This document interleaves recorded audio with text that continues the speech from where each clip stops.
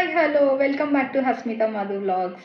So ఈరోజు no sugar no మైదా రాగి pumpkin cake ఎలా చేయాలో చూపిస్తా.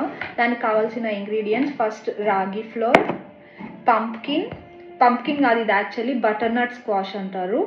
దానికి దీనికి డిఫరెన్స్ ఏంటంటే ఇది కొంచెం త్వరగా స్టీమ్ అయిపోతుంది, ఇంకా స్వీట్ కూడా ఉంటుంది పంప్కిన్ కంటే.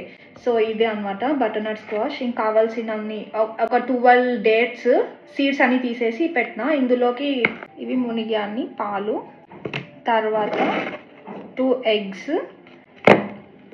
ఇది ఇన్స్టంట్ ఈస్ట్. ఇంత పంప్కిన్ అవసరం లేదు, ఇందులో హాఫ్ సరిపోతుంది.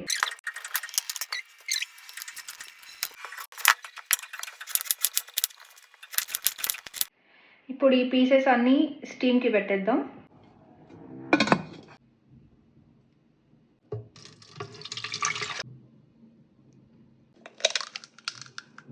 యాక్చువల్లీ వేరే గిన్నెలో వేయచ్చు, కానీ ఇంకో గిన్నె ఎందుకని ఇందులోనే మిక్స్ చేసేస్తున్నా.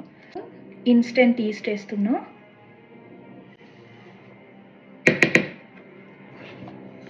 ఇలానే ఇది రాగి ఫ్లోర్ ఒక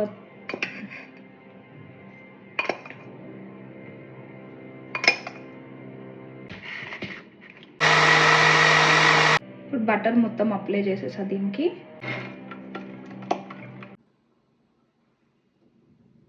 And it's ready.